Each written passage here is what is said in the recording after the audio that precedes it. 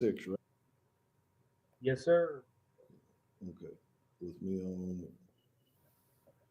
Final drive Monday through Friday, 3 to Man, I keep 6 saying Central. word. I don't know why I keep saying word all the time. I put it in the video that way too. It's all good. There must be a final drive out there somewhere though. I keep saying it. Oh, I just got a brain freeze. I apologize for that.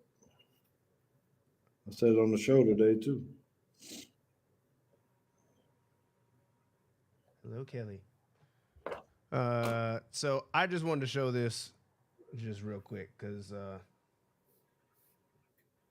right. this is something Because they do. Well, really, what I noticed, how I even found this in the first place, was how often they get into unbalanced. a lot, which I'm glad that we Yeah. run it. So I was like, all right, let me see what their unbalanced look like. Like, is it tackle over or what's the deal?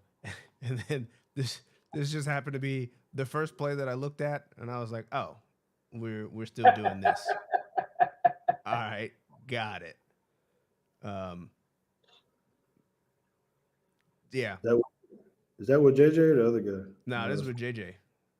So Orgy has never thrown a ball nope. this season. And They we'll have make like sure five guys who have thrown a ball, and Alex Orgy is not one of them. So we kind of give away. Sure, they got to have it in there somewhere because we've seen him throw the ball and he can throw the ball. Um, but so anyway, they can pull out all stops. I imagine there's going to be some trick plays going on in the game whenever you get. yeah, yeah. They ran their fair share of trick plays. They've got a guy that's eligible uh, up here all the time. So that's fine. Well, anyway, I think we're supposed to start. All right. I Well, feel like then I'm not hearing George. Can you guys can hear me, right? Yes, I can hear you. If you're Yeah, I I'm able can, to hearing hear me, you. I hear Corey. I'm not hearing George though. I can hear Nick you can right or you here. cannot. I I can. cannot. Okay, I hear you guys responding to him, but I don't hear him on my end. now that's weird. That's very weird. I When I knew he go to the like large view, I have three screens: Nick, Corey LaBounty, and Bama J13. And then in that screen, I see George's screen Oh, but smaller. you don't actually see him. Correct. Ah, okay. Well, I don't think that one's on me. No. Nick Um. or Corey, can you see me? Yes, sir. Okay, Nick, can you refresh your web page here and hop back in? Yep. One sec. Oh, there you are, George. Hey, my man. What's Hey. up, young buck? All right, now we're good. Now All right. I'm not seeing the play screen though. I don't know if you took it down or not. Yes, I took it down. You should just Okay. see four of us in a box here. All right. All right. Well, now that we're all good to go, um, Okay. I think I'm supposed to think I'm. Oh, not me, not Well, me. I'll give you a little talking piece real fast. Well, Let there me you see. go. You're on the screen, front and center. Well, looky here, man. It is a Wednesday night. I am at the Choctaw. I get myself right back here, staying in this really nice place. They done me a tremendous job of just hosting Consuelo and I for a few days here. So I got to give a big shout out to Choctaw really fast. The casino, and you know what? I was down. I've been down, and I did something just a minute ago. I don't even know what I did. I was playing blackjack on the computer on the little machine, which I never do. Pushing little side bet buttons over there, and bam! What do you know? $300 showed up in the inbox. Mm. So I quickly took out my little ticket and said, let's go, because I got to do a little a podcast, right? So I know that I'm getting lucky tonight, and I think there's going to be some lucky things that happen tonight during the show and during the Rose Bowl. So we got a lot that we got to be able to talk about. First, we got to get some expert analysis from a couple guests that we have on tonight. We're going to bring the fire about what's happening here. We're going to show some film, and it's really just all about the Rose Bowl pretty much. So we're going to jump right into it real quick. So let's start Teague's take right now.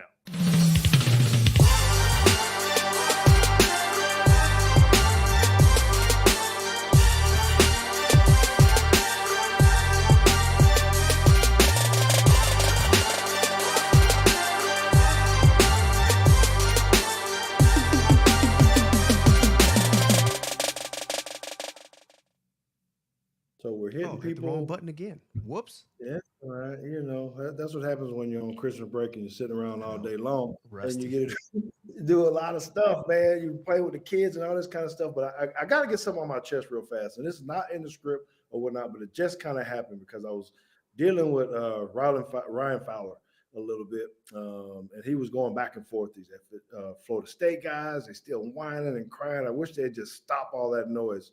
Right. But then someone else chimed in to me because I replied to Ryan Fowler about them being crybabies. Right. And this guy told me that I made myself look bad because I was not taking the side of FSU. I don't know what he's talking about. I don't know how I can be looking bad because I don't agree with what he's saying. All right. And then the second piece, I had some text messages coming in, big text from a group for Blue Gray football. Got a coach in that game again today, and they were talking about players not playing in the bowl game. So we're in a bowl pick'em, just like we're having a Teague's Take bowl pick'em. I think I'm sitting in third place right about now. Doesn't really matter anything because we're on. That was gratuitous. Yeah, well, I just have to tell everybody I'm in the tops of the thing, JT. Okay, but they were talking about how hard it was to pick bowl games because of players opting out. Right. And so I'm not sympathetic to that piece either, because I feel like players, they got a choice. Why risk it was the question. Right. And I said, well, Bryce Young risked it. We had other players that risked it when they weren't playing for anything. But that really wasn't the point. It was really more, how do you set yourself up success? Are you willing to take that chance to better yourself? So I feel like a guy should opt out when he cannot improve himself anymore for draft picks. You got intel from agents and all kind of stuff to tell you, hey, you should be picked right here, right? And so I think if a guy says, well, I can't get in, it doesn't matter what I do in this next bowl game or whatever, then don't play. But if you got a chance to increase your draft stock in a bowl game, I do feel like they should play for that reason.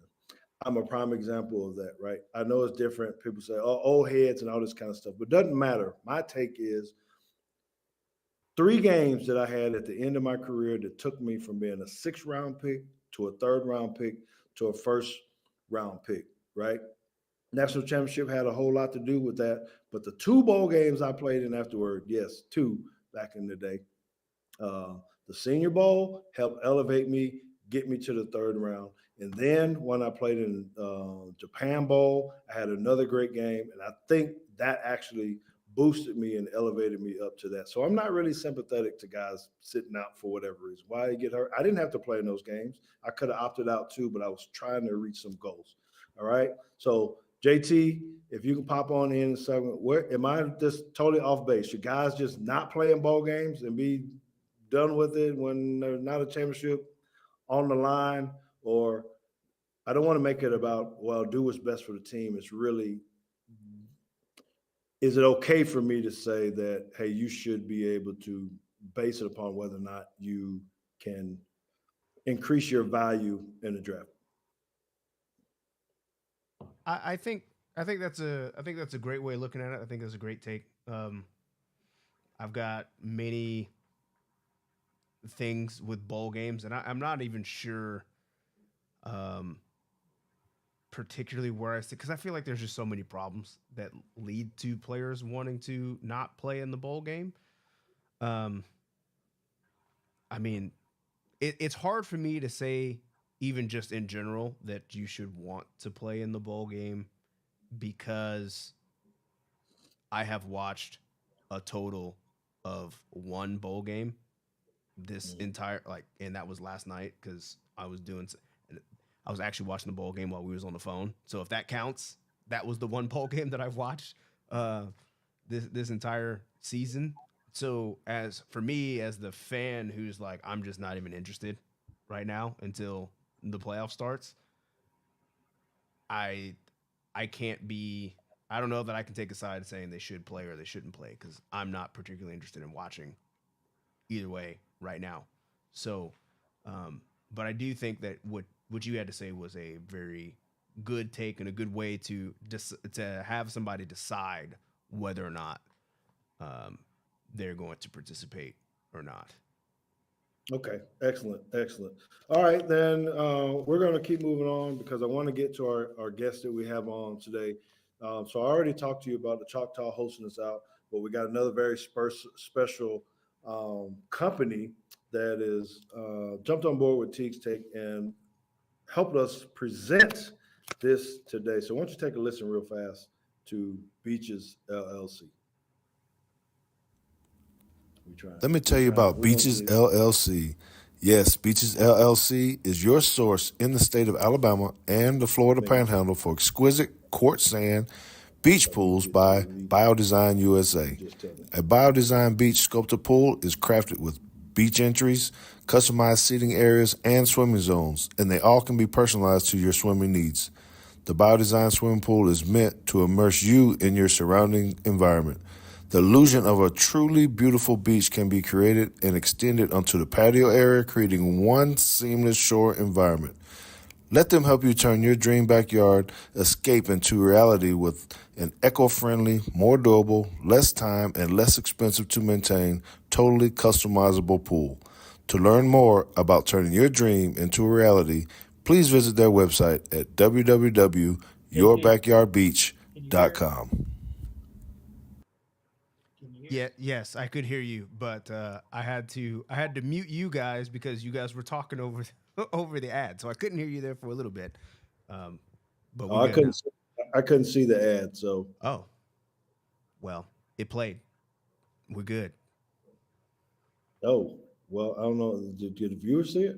I Yes. guess it's okay. Well, excellent.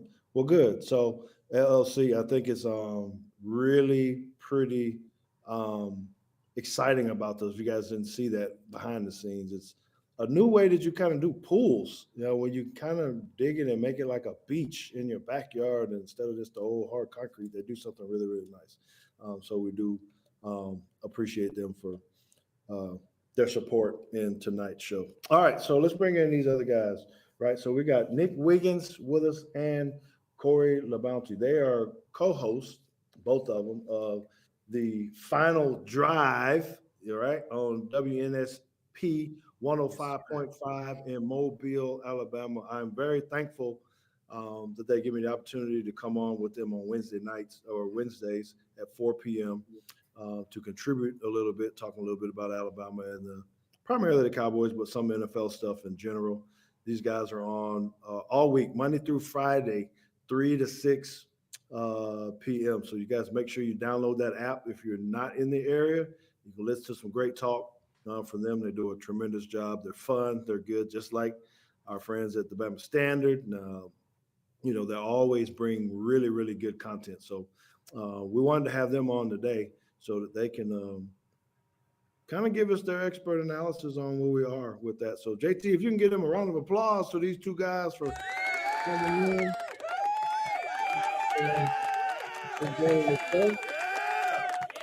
All right. Yes, sir. So I really wanted to get to you guys. Thank you guys again for just all that you guys do, allowing me to come on and speak with you guys every single week.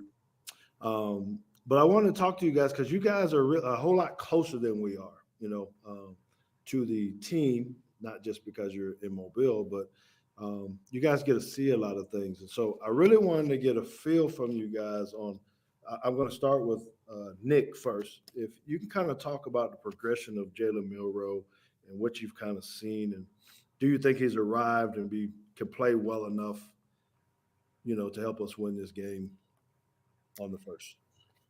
Yeah, look, when it comes to Jalen Milroe, I mean, this was the guy, this was the reason that Alabama was going to have a horrible year at the beginning of the season. It was all on Jalen Milroe. Oh, man, if we can just get the right quarterback, everything else is perfect. And by the end of the year, it kind of seemed like that narrative completely flipped. Now it's like, man, I think Alabama's only winning because of Jalen Milroe and because of what he's able to do. So the transformation of Jalen Milroe, I don't think they give out a most improved player in college football, but if they did, he would have every vote. He would have won it unanimously because, I mean, look, this guy got binged at the USF game, for the other guys, and then we kind of all were like, okay, Milroe, come back, please. But the growing pains, right? The growth, we saw the Texas game, the bad picks. Now all of a sudden, I feel like he's not making bad picks anymore. I feel like he makes every read perfectly. He always makes the right read, it seems. I wouldn't want to have any other quarterback, I feel, in college football right now on like a 3rd and 6, a 3rd and 5, because he's able to buy so much time. It used to be snap it, make a read, maybe 2, and then I'm just going to run for it. Now I feel like instead of just sprinting and scrambling, he's kind of buying time in the pocket. And then, his running back, he comes off the block, and then he's able to kind of do that little shuffle pass.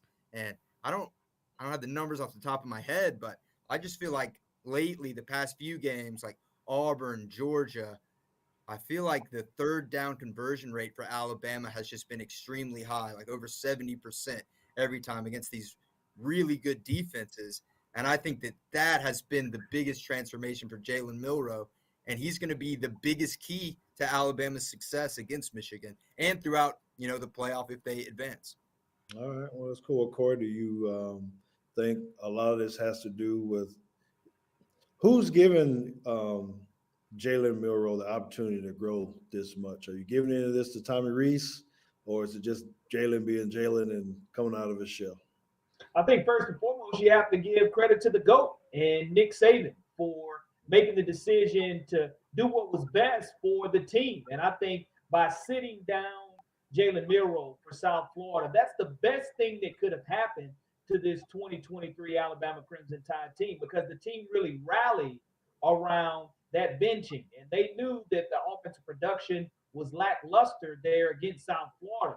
And also, it's just like we just had Christmas. And I remember we all remember growing up, getting that first bicycle. It came with training wheels. And sooner or later, you had to take the training wheels off to ride by yourself. And people forget that against Middle Tennessee, you're looking at a quarterback that only had maybe one career start to his name against Texas A&M a year ago. And we saw him do some great things. We saw him do some bad things. Against Middle Tennessee, we saw the potential there to make everyone say, in Milroe we trust. And just because Alabama lost against Texas, people forget that's his 3rd career start. And those training wheels were still on with the brand new offensive coordinator, with the brand new system.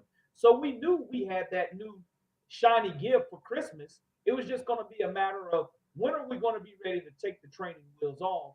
And we took the training wheels off after the South Florida game and really got an opportunity to see the trust and the love that the team showed for Jalen Milroe. So Coach Saban and Tommy Rees both are to be credited with the changing of the offense, making it adaptable to what Milroe does well, and also to Coach Saban for putting him down on the bench and showing him what it's going to take in order for him to be a supreme leader. Mm-hmm. JT, you concur with this piece on what they're saying? Yeah, I really like the bike analogy. That's good because when you do take those training wheels off, the first thing that happens is you fall over and bust your ass a couple times before you start to get good at it. You still got to wear the knee pads and the elbow pads and the helmet, and then all of a sudden you kind of grow up and you start riding with one hand, and if you're good enough, I'm not good enough riding with no hands. So his growth, he's gone from making very questionable reads, where you're looking at the TV like, what did he see? Because that one looked like it went straight through a defender. And then later on in the year, you get into maybe he still makes a questionable throw, but it's kind of few and far between. And I think at the end of the season, those have almost disappeared, where he's not throwing into double coverage very often. And as Nick said, he's kind of moving around in the pocket trying to buy time, not necessarily just run, even though there are some times where I think he should just run, just go. Maybe twice in that Auburn game where he threw the ball past the line of scrimmage. And he's like, hey man, don't let's not way past the line of yeah, scrimmage. let's make a decision here. Let's just go ahead and go. Let's run this thing and pick up some yards. So I think that we've seen a quarterback grow up very quickly within a season in front of our eyes, and that's been a cool thing to watch. You know, usually you don't see quarterbacks start that low and reach that height in the same season. Usually either they sit a couple years and they come in kind of in the middle of the season where Jalen Milroe was, and they get better from there. Maybe a Carson Beck. You know, Carson Beck, I'm not saying he's a world beater. I'm not even saying he's better than Jalen Milroe, but where he started at the beginning of the season was probably where Jalen was at the middle of the season. And I think that's usually kind of what you see from quarterbacks taking over big programs like this. So kudos to him and the coaching staff for sticking with it, trying to figure out ways to make it work, and getting to a point now where at this point of the season he's playing his best ball. Yeah, well, we're going to show some film here in a little while about that too, where it's going to be key when you got to see the way that Michigan rushes and where he can be exploited. They can be exploited by the way he moves in the pocket, or it could be a problem with the way that he scrambles too. So we're going to talk about that in a little bit. But I want to ask you guys, Nick and Corey, what do you guys know about, you know, our injury situation? You got any kind of intel on, are we healthy? Are we going into this full strength? We got all our dudes ready to go or not? I'll shoot that over to Corey first. Anything you know about the injury report? Yeah, I know that Jace McClellan, of course, being injured there in that Auburn game, seeing no action against Georgia, and that was tough for the Crimson Tide to have to deal with. But what it also did was give them an opportunity to see what they could do without Jace McClellan. And anytime you lose your leading rusher, that's always going to be a factor. I don't care how you look at it, but for the Crimson Tide, I think that Jace has had an opportunity to recover. And, you know, the strength and conditioning program, along with the medical staff in Alabama, second to none in the entire country. And I think that Jace is definitely going to be giving it a go there against Michigan. And that was really the only question mark that a lot of people had for the Crimson Tide. Deontay Lawson, of course, from Mobile, Alabama, in our neck of the woods, was probably playing at 80 to 85% against the Georgia Bulldogs. And now you're giving him an opportunity to rest that high ankle sprain that he sustained. So that's going to be critical to watch too. I think that's one of the reasons that you saw Auburn gash Alabama the way they did in the Iron Bowl, because when you're not able to make any lateral movement the way that you're used to doing, it allowed some holes to open up for Auburn, and a few there on that first drive for Georgia as well. But I think that Alabama is probably going to be the healthiest they've been, especially given the 3-week opportunity to rest and recover. Ooh, that could be problems. We're actually going to talk about this 8-man box that we're probably going to see with Michigan. So, Nick, what are you thinking about our run game? You know, is it been up to par? Do we got room for improvement, or it kind of is what it is, what we've been seeing all year? That's what we got. This is actually the lowest production of a running back room that Nick Saban has ever had here at Alabama, based just off yardage. And this isn't including Jalen Milroe, who is, I think we can all agree, the best rusher on Alabama. And obviously he gets better opportunities to run. You know, when you're running out of a pass play and all the D-backs are down and, you know, you got 10 yards of open field, that's nothing that a running back is ever going to see. So he does have that advantage. I think I know this isn't going to happen. I know this is crazy, but I almost think it would be beneficial. And I think, Corey, tell me if I'm wrong, I think Roman Harper said something like this when we had him on, but I think they should just run like 90% pass plays and then just let Jalen Milroe decide when he thinks he can run, because he's going to get at least 8 yards every time he takes off, right? So I think that's how they should go about it. Now, obviously, that's not how you can go about it, But I think that if you want success in your run game, Corey, like you said, in Jalen Milroe, we trust, man. He got us here. Let's let him take us all the way. I think you got to put all your eggs in that basket, because I just feel like when they're handing it off to their backs, I'm just not seeing the big pop plays. And I feel like with Jalen Milroe, there's a high likelihood that he'll give that to you. All right, JT, you were about to say something? Yeah, just the tease that I wanted to give, because we're going to show film on this later. But, if we just run QB counter correctly, Oh God, we'll probably have some pretty big plays. But Jalen's, hopefully over the last 3 weeks, Jalen's been coached up on how he should be hitting that counter play, and we've got a clip of it being run correctly, and it's pretty damn good. by somebody else, by the team we're playing, and hopefully we'll be ready for it, because, like as you said, when Orgy, and that is not the O-R-G-Y kind of orgy. He spells his name O-R-J-I. So y'all don't be thinking no crazy stuff over there when we're talking about Mr. Orgy, right? He runs a My pretty good. nickname in high school, George. Yeah. Right. Yeah, big shout out again to you guys. If you listen to the recorded podcast, we got Nick Wiggins, we call him Triple G, and Corey LaBounty on from WNSP.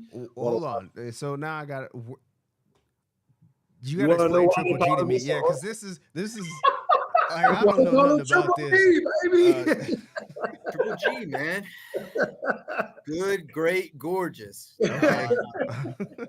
In all my what do you call them, handles, usernames, Nick Wiggins with 2 G's, how my name is spelled, is always taken. So I always just have thrown in another G, and I haven't had anyone else try that yet. So that's just what I've been doing. I like that.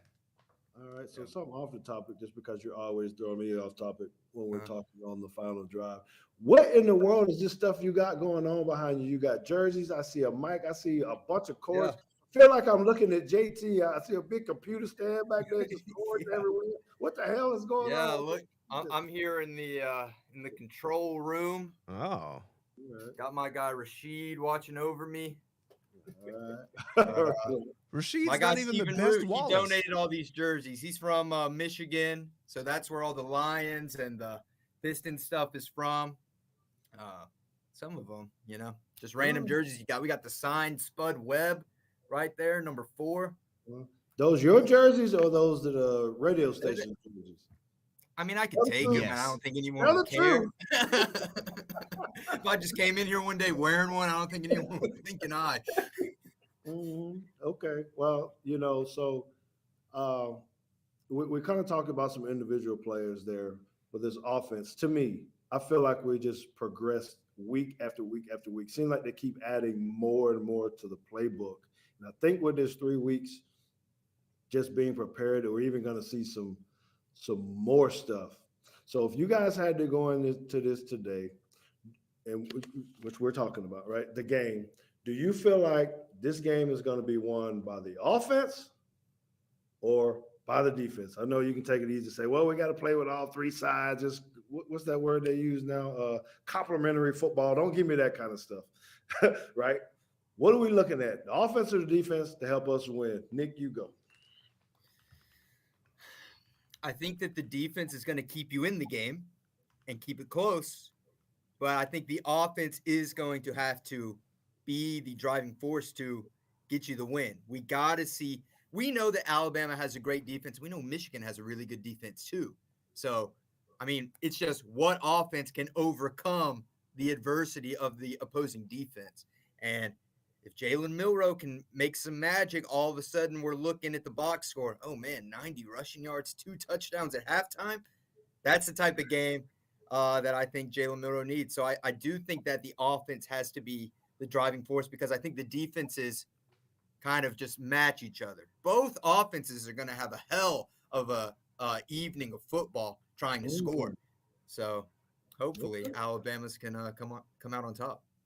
All right. Keep that in mind, because I'm asking for your prediction here in a moment before we allow for you to get out of here. Corey, what do you think? Which side of the ball we're going to have to?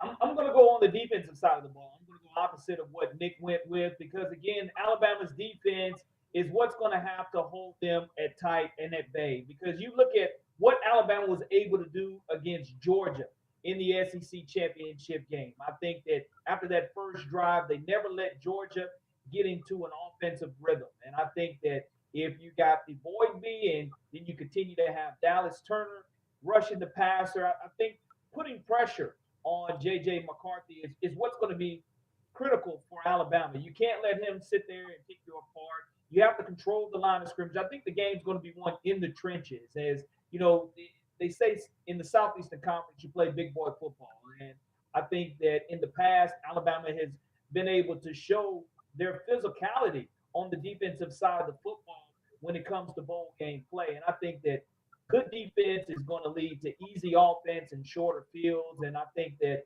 the rushers on the end are going to have a tremendous one. I think Deontay Lawson's going to have a great one. Jahan Campbell's done a tremendous job. You look at the secondary level there, Kool-Aid McKinstry. Hopefully he has been able to come out of concussion protocol and he's playing well along with Terrion Arnold. And you look at true freshman Caleb Downs back there all year long, producing and being solid. I think that defensively, that's what's going to be the key for Alabama to go ahead and get this semifinal victory. All right. JT, what about you? Do I have to do a prediction right now? We ain't even looked at Not a prediction, not a prediction. Offense Just or defense? because see what's going to happen. I hope make sure you guys hang in here because the way we're talking about these predictions, once we show this film and actually show you some of their strengths and weaknesses, you might change on how you think about the outlook of this game. Because there's some good things that Michigan does, but there's some bad ones too. And it's really kind of making me get conflicted a little bit on what I actually thought at the beginning before I watched all this film to now. So what my question was, JT, do you think is the offense going to have to win it or the defense, basically? And you've seen some of the film too. So yeah, I think that the defense is going to have to win it in the sense that this can easily be a game where not a lot of points are scored. Typically, I mean, if we're just kind of looking at box scores, that's how both of these teams play. If Michigan is winning a conference championship 20-0, I think maybe it was 26-0. 26-9. And we knew Iowa couldn't score anyway, but Iowa's defense was pretty good. That was more of a slugfest than the score would indicate. Anytime you shut a team out, like, yeah, you beat them. But Michigan had to put good drives together in order to do that. Same with when they played Ohio State and when they played Penn State. It fell to Michigan's offense to be efficient enough to score when they needed to score. And they've been able to do that all year. Yeah, they do have some games where they kind of ran it up, for instance, 45 points, but that would be our equivalent of running 50 points up on Middle Tennessee State or Kentucky or whatever, however that went. I think it would probably, if this game plays to the strengths, it probably looks a little bit more like Georgia, Alabama, that kind of game where the defenses are not necessarily struggling to keep points off the board, but they're going to need to play well because if one defense starts to falter and that middle eight, for instance, you give up a touchdown and a field goal before the end of the half and then they get the ball back and then you give up another touchdown, that could be a death sentence for either one of the teams because I think that time of possession is going to probably be a big thing in this game. The amount of times that you actually get to have the ball on offense might be slim for both teams, especially since Michigan likes to run the ball. Alabama would prefer to run the ball. And this can be a thing where, hey, you might get 4 possessions in the first half and you might get 4 possessions in the second half. And if you punt 6 times, game's over. You're looking at a max of 14 points and now you might have a problem. So I think it's more incumbent on the defense on both sides to make sure that the points stay low. I don't know how you interpret that, whether you're saying that means the offense needs to win it, but I think that the defense is going to have to make sure that neither side starts to get out of hand. Well, and I guess I agree with you, and I like the piece that you said about how do you interpret that, because I guess I'll have to tie this up because I'm basically taking your analogy, but saying that the offense is going to be important. I think this is the game where Jalen Milroe is going to have to win the game. I'm not talking about necessarily running or whatnot. I do think they're going to have to be sustained drives, like you said. He's going to have to be able to move the ball, not have any turnovers. We can't have the penalties. The offense has to try to keep the ball and score when they can, even if it's on long drives where they're running the clock or something. The way that they're playing this defense, I don't think they're going to try to. They're not going to they don't want to give up the big plays. They're vulnerable to it, but I think they're going to try to make Jalen Milroe, try to keep him in the pocket as much as they can and force him to make the throws. I think they're going to say, hey, y'all aren't going to be able to run the ball on us, not consistently. We're going to put a lot of guys in the box, and we're going to make him hit all the right throws all game long. So I'm thinking that the offense is going to have to win this game, whatever that means, low scoring, but it's going to have to be something where some explosive play is going to happen at some point in time, and Jalen Milroe is going to have to make it happen. All right, so let's talk about these predictions. Early, I know this might change before the week is out. Nick, you want to go first? How do you see this coming out, and what do you think the game's going to be? Well, I picked Michigan at the very, very beginning of the college football season to win it all. And once the college football playoff was announced, I picked Alabama to win it all. Oh, you try to be nice to the viewers and the fans. No, let me tell you why. Alabama has miraculously won so many close games. People like to say I'm an Alabama hater. I just root for chaos. So when I see that Tennessee game close, I'm like, oh, here it is. Can't wait for the show Monday. Or when I see that USF score, I'm like, oh, here we go. Time to lock in. But Alabama always finds ways to pull those type of games out. You know, even though they may play down to their competition a little bit sometimes, they always find the way to win the close game, no matter what, right? We all watch the Auburn game. They always find a way to win it. So now I think they just got a little hair on their chest, a little more than Michigan, who I feel – for the most part, kind of blew out lesser competition throughout the season. I think we can all agree Alabama played a tougher schedule than Michigan did this year. But I also think Alabama needs to get up early. I don't think they need to play a comeback game. I don't think this is the team to do that against. They need to get up 10-0 early and then just play safe football the rest of the way. So my final prediction for this game, and I do think that this game is going to decide who the national champion is. Doesn't matter, Washington, Texas, whoever comes out of that. I think the winner of this game is going to handle them. I'm going to go with Alabama 20-17. Okay. All right. We got it. Corey? Well, Nick would tell you that every now and then a blind squirrel will find an acorn. And I was able to correctly pick the score of Georgia, Alabama. And I think that in brings this that situation, up every day. Yeah, you have to, like I said, nothing wrong with that. Okay. So here's what you have now is you look at Michigan and Ohio State. That final score was 30-24. 30-24 was that final score. I'm liking the 3-week resting period for Coach Saban and his staff to go ahead and prepare and to go ahead and get healthier. So my final score is going to be 31-24, Alabama, 31-24 over Michigan. I think that Will Reichard definitely continues. Not only is the NCAA's all-time leading scorer, he'll go ahead, he'll put in his due diligence, and I think that you'll see both offenses come out a little bit sporadic, kind of like you saw Alabama in the SEC championship game sputter on their first offensive series, receiving the football. And then they made the adjustments quickly. It didn't take long like it has in the past for Alabama's teams and coordinators to catch on. Not the case this year. You make the adjustments, you allow them to go to the sidelines, and now you're looking at 31-24. Alabama is going to be victorious. All right. All right. I know JT don't really like to give points and all that kind of stuff. He's such a data guy. And I don't know, his little computer module might have gave you a score, or at least on how many points. Yeah, it would give you a spread. I hadn't run it in a couple of weeks though. It broke. So okay, well, that must be a programming issue. Or it something. you. But so, do you just want to give us a win-loss and not necessarily a score? Or are you gonna Yeah, stick I mean, so I think this kind of reminds me of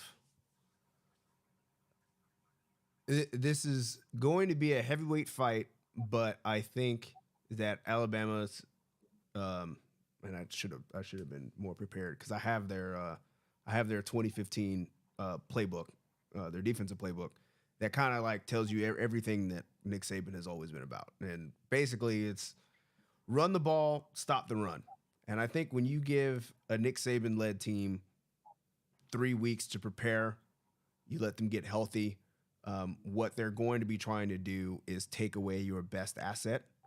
And I guess we can talk a little bit more about it here in a second. But as we had saw, Michigan, Blake Corum doesn't make people miss often. He doesn't break tackles often. He doesn't get yards after contact. I think he was like in the 8th percentile for missed tackles, which for those who are not privy to what percentiles mean, that means 92% of all college running backs make people miss more than Blake Corum does. And I think he's in the 4th percentile for yards after contact, which means 96% of the rest of college football who runs the ball gets more yards after contact than Blake Corum does. don't hit him like that, JT. Don't put them numbers on them, man. They hate it, man, when you giving them facts on what they say, what them sheets say. Don't do them like that. Only on Teague's take, baby. We give them the real shit. But anyway, go ahead. I'm sorry. So I think that when you have a Nick Saban team that is so hell bent on making sure that you cannot run the football, and then they're going to make you throw perfect passes in man coverage to beat them. If you can't do that, you don't typically beat Alabama. That's just there's 2 things you got to do normally to beat an Alabama team, and that's have a quarterback that can either make pinpoint passes consistently for 4 quarters, and or a quarterback that can run, but you also have to have a running threat that goes with that. And if you can take away the running threat and your quarterback is not making the passes it needs to make, that makes for a long day. So I do think that Alabama wins the game. That's not to say that J.J. McCarthy can't throw good balls, because I think we got an end zone clip of him throwing an absolute dime. And I was like, that was one of those, like, I don't even know why you throw that ball. That is one of the more ballsy things that I've seen. But I do think that Alabama definitely covers this spread more than 1 point. I think when the game is over, we will see. I think we will feel that Alabama handled business, not necessarily escape with 1. Okay. All right. Well, so my piece is I like everything that you guys said. I think it's going to be a fantastic ball game. I think this is going to come down to explosive plays that Alabama is going to create. It is going to be a tough fought game. There's going to be hard running. I think everybody's going to be patient, and we're going to be patient enough to where Jalen Milroe finds one of those deep balls somewhere just miraculously down there a couple times during the game.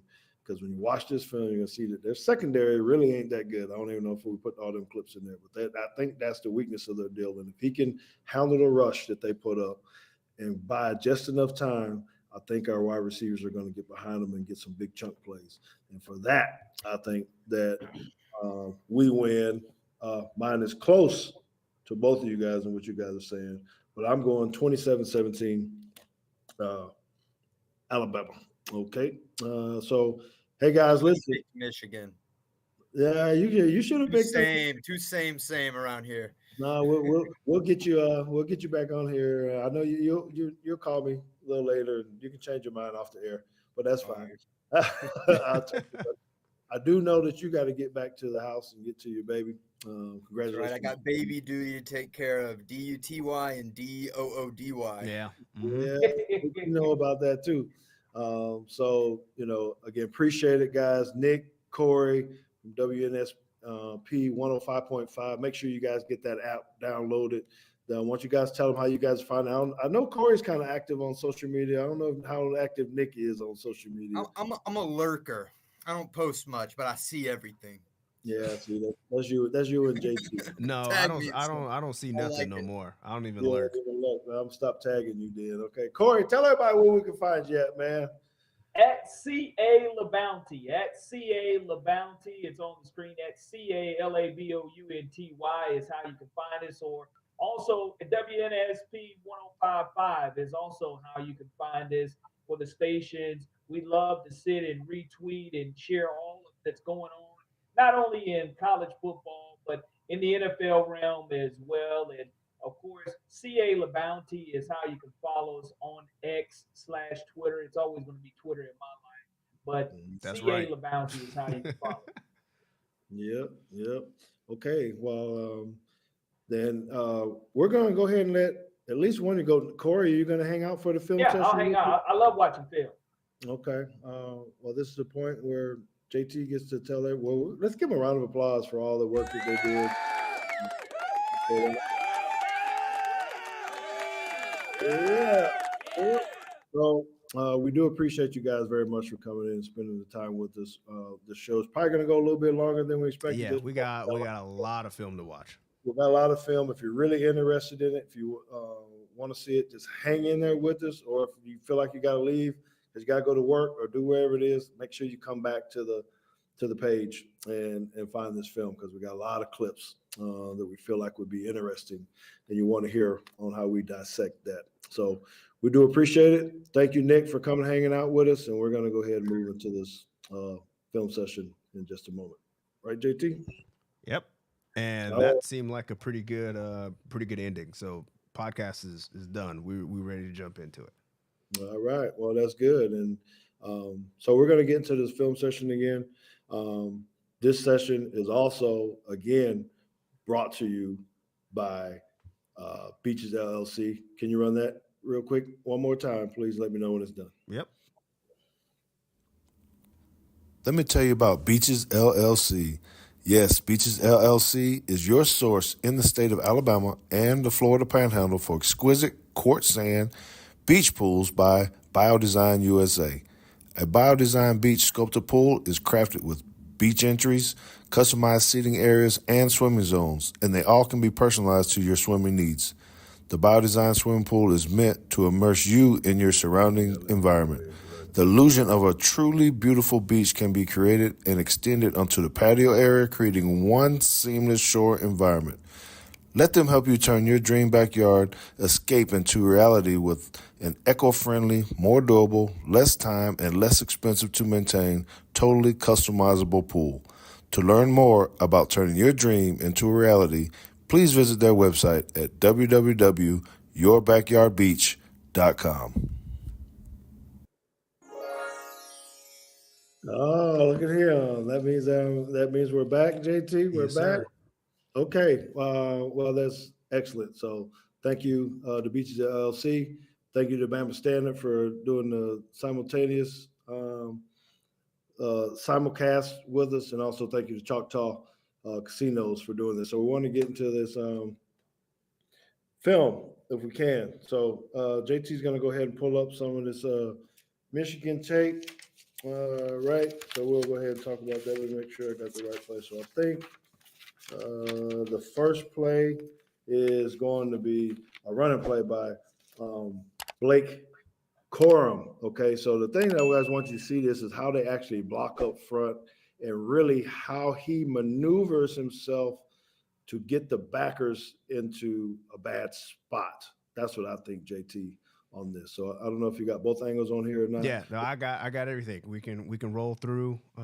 We should have the scoreboard angle, the wide copy, and the end zone, I think, for each play. All right, so we're gonna let this go. So this is a simple. It's supposed to be an inside run.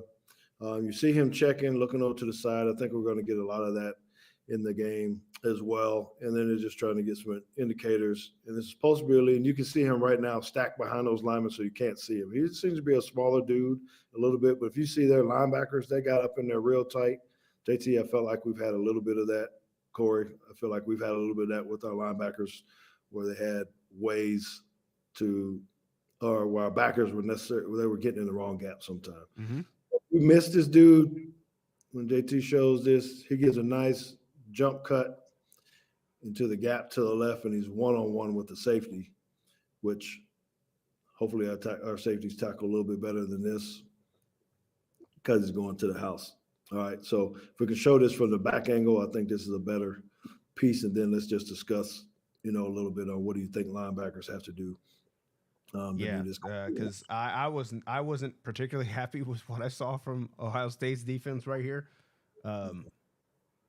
But you do have to give Blake Corum credit because he does that jump cut is nasty. He does set up people to, they have 2 holes they think they got to figure out, and he'll set you up with the wrong one, jump back to the other one, and take it.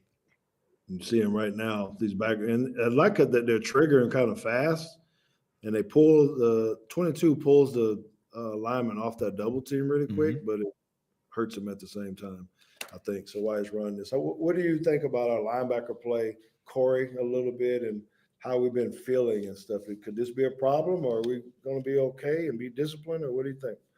I know that against Auburn, it definitely was a problem. I mean, I think that anytime you give up 244 yards rushing to Auburn coming in, that it only averaged right at maybe a little over 120 yards per game, you have to go ahead and make sure that you fill the correct gaps. Because if you do not, and they're able to get a hat on your linebackers getting sucked in at all, then that's what Corum wants. I mean, he has 24 rushing touchdowns, and you look at him having right over 1,000 yards and 24 touchdowns. Why does he have 24 rushing touchdowns? It's because of them being able to get into that red zone area and for him to make great decisions like this film does show, because initially he decided that where he wanted to go. And you mentioned him being a small, compact back, kind of like Mark Ingram, when you kind of disappear behind the line of scrimmage.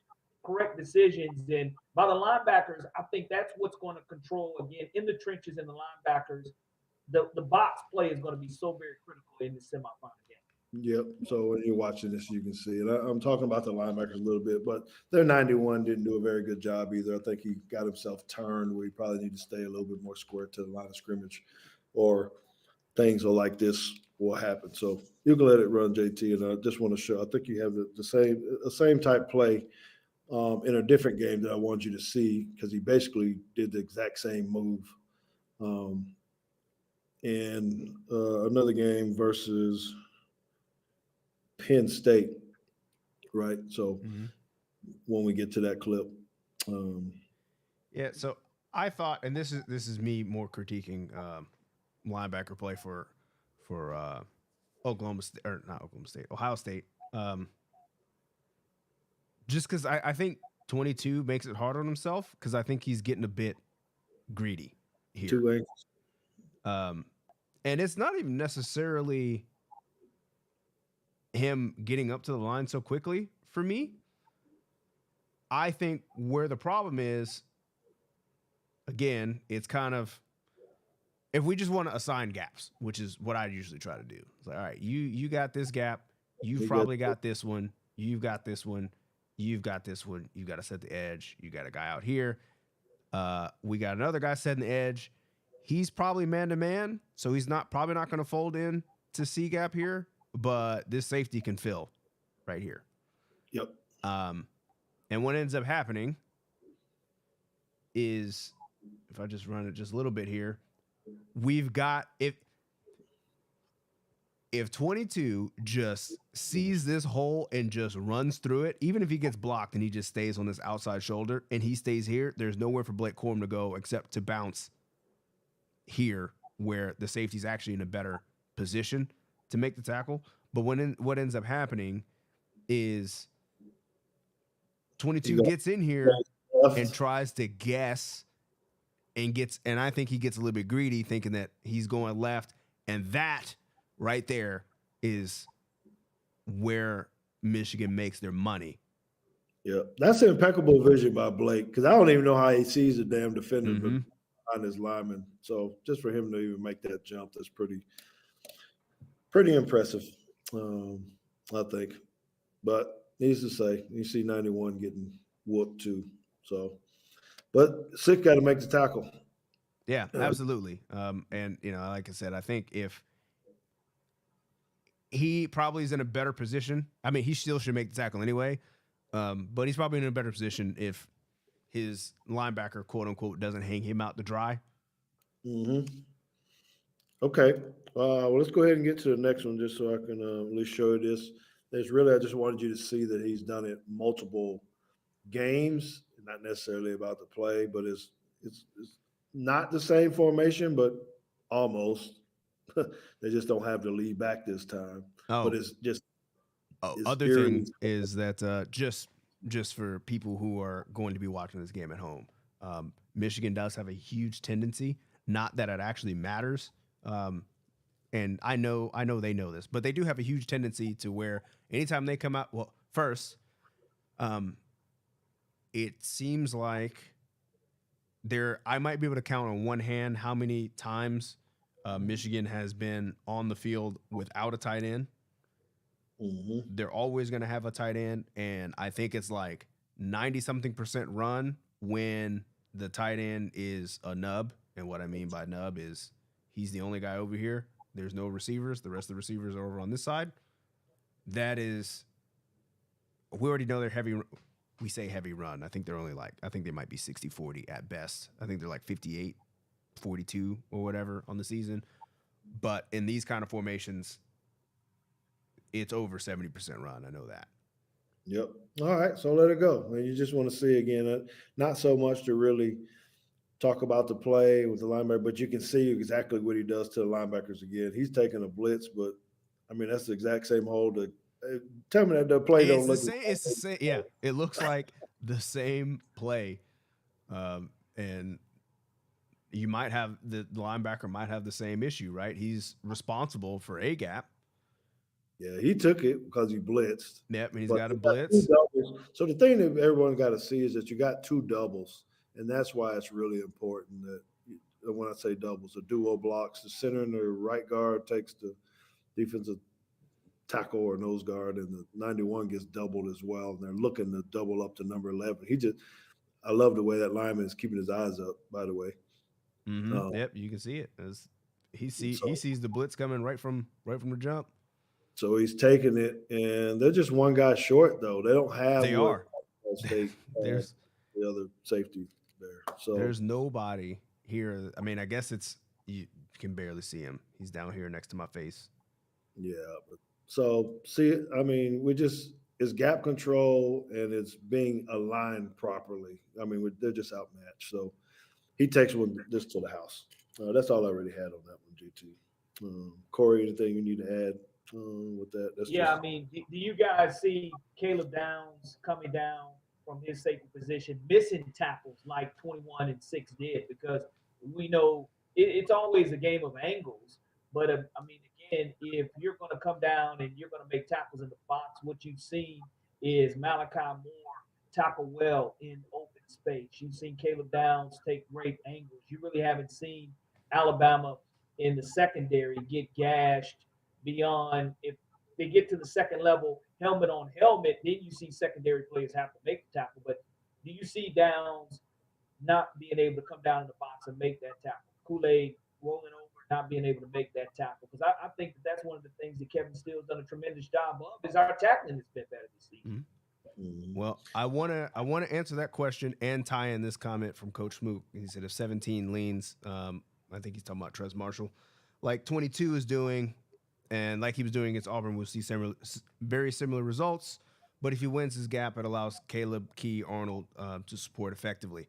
And I wanted to tie that in because I did look at the run support grades of Alabama's defense because I was just curious on like who grades out best against the run. It might shock you who was at the top. Terry and Arnold had the highest grade in run defense, followed by Damn, it was somebody who shocked me. But he didn't have very many snaps, so I kind of threw him out because he didn't play as much. But third was Caleb Downs, and we saw it again in the Georgia game. He was living in the box. I think they even kind of moved. You got to tell me if I'm wrong, Dad. I think they moved Malachi back a bit. He was playing a lot farther off than he usually does. Caleb Downs was sitting a lot closer to the box. And then they had Key and rotating in somebody else back there every now and then. So I think Caleb Downs is going to be huge for us in this particular scenario, because I think, especially in these kind of looks, I might have went back too far.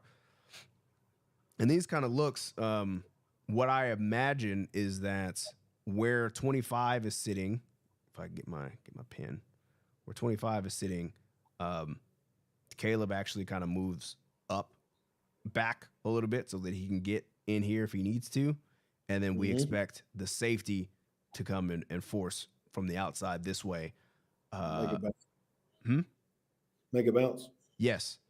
And I would expect that a little bit more when you have a nub tight end too. I don't think he's going to be sitting this far out. Maybe he will at the start of the game, but I think he starts to kind of creep in a little bit more, and we start to trigger outside to help this, because I don't think they'll be able to run over there. Not against us. Not to the nub side. I don't think so either. But they did it at Penn State because I can only assume they were misaligned. They had a guy back here and he was over here, and then they had like 44. I don't know if it was actually 44, but he was in a 9, so he was outside shaded the tight end. And then for whatever reason, he went inside. Blake Corum went outside like this and took it for like 50 yards. Yeah, off to the races. New vision. Okay. All right. Well, let's go on to the next one if we can. This was actually so we just showed you a couple of running plays, and I want to see if you can see some a couple pass plays. This is not good by 21. Sorry, I know we're supposed to be getting, but you gotta get through it. He's like, I don't want no part of this. We talk about Michigan, man. I know, but the defensive side coming out on you, man. You're looking like, man, I want my safety to do that. It's bad angle and all that kind of stuff. But, it's really just to highlight that guy can take us to the house is really the point. So this is the play that JT was actually talking about here.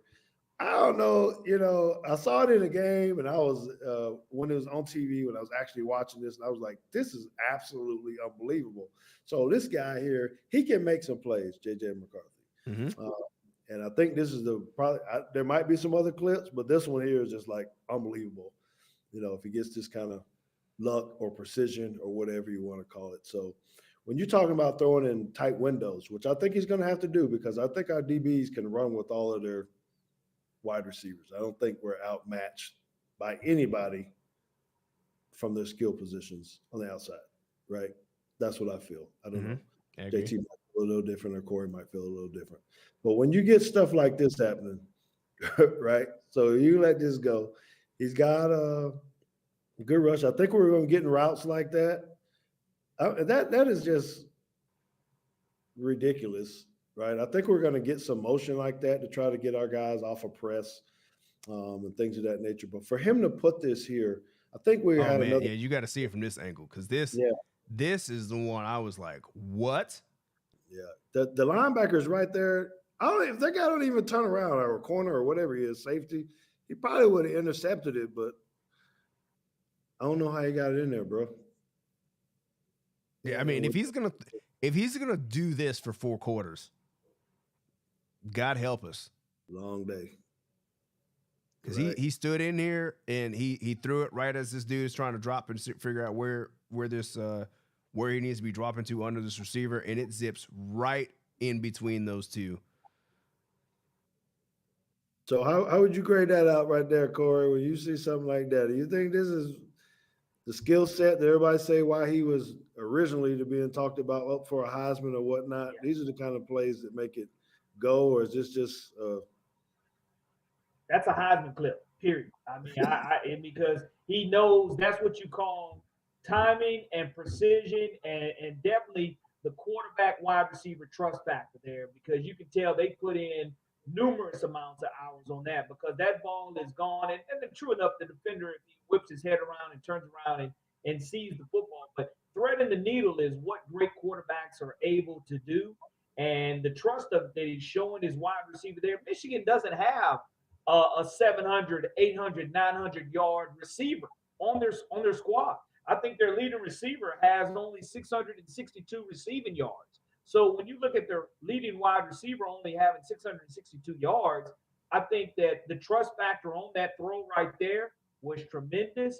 And like you said, it's just one of those, oh, you know what plays that where you just, hey, play the next play. That was just great, great offense, great defense, even better offense. I mean, Mark Jackson used to say it in basketball, hand down, man down. There's nothing you can do about that. It's just a tremendous throw and tremendous timing, quarterback, wide receiver. And I mean, if you're making that throw, I'll give you one of those a game to where you can add that to the highlight reel. But I don't expect that to happen all night long against Alabama. Yep. And so if you go back to the end zone copy one more time, the only other piece I want to talk about this, and I hope that our guys keep our composure because I want you to see the linemen look at their right side. They do this a lot when you watch what Michigan does. I think it might be their right tackle, 52. I'm not really sure, or maybe a 65. I don't know, but he ends up falling on the guy right there. You see him get double teamed and jack, and then they kind of lay on you and all this kind of stuff. I hope our guys don't get up trying to be macho guys and catching the unsportsmanlike conduct penalties because these guys do like to throw people down to the ground and then lay on them. We see it a lot of times, particularly their left tackle. He does it a bunch too, where he'll kind of club you and fall on you.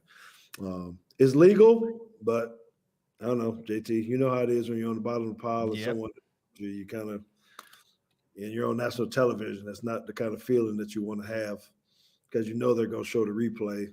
They're going to be on someone highlight reel. So well, I wanted to point out something at the end of the play here because this caught my eye. The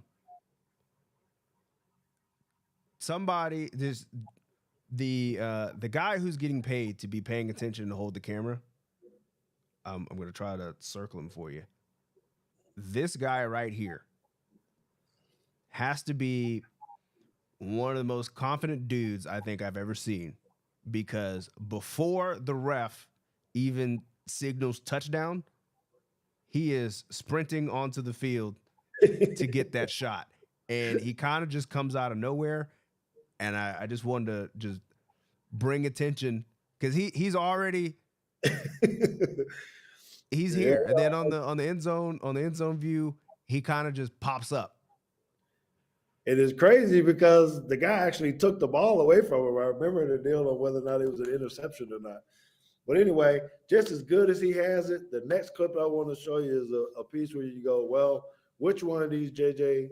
McCarthy's are you going to have? This is just a simple, really out route. He has no pressure on him. They give the indicator again. If you guys don't know what indicator it is, try to find out if it's man or zone.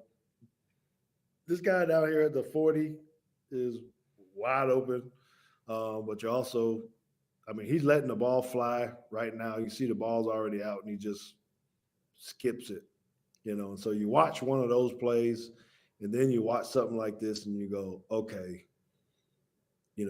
was that fluky, or is this fluky? There's nobody in his face, and he just missed it. So I'm hoping we see more of this part of JJ. Yeah, so I want to draw a little bit of comparison. So there's 13 minutes and 53 seconds in the first quarter. Ohio State had the ball first. They've only had the ball for 1 minute and 7 seconds.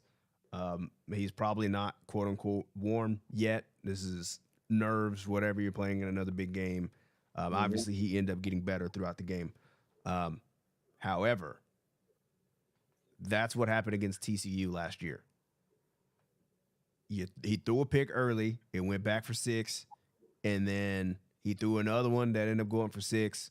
And then next thing you know, you're looking at what you thought was big, bad Michigan getting beat by TCU handily. So if that bad ball turns into a jumped route early, that could rattle Michigan. Yes, because I don't know if they're going to just be able to run the ball down their throat, try to catch up after that. So I don't know which one we're going to get. All right, so we just wanted to show that. All right, so this is the other clip. The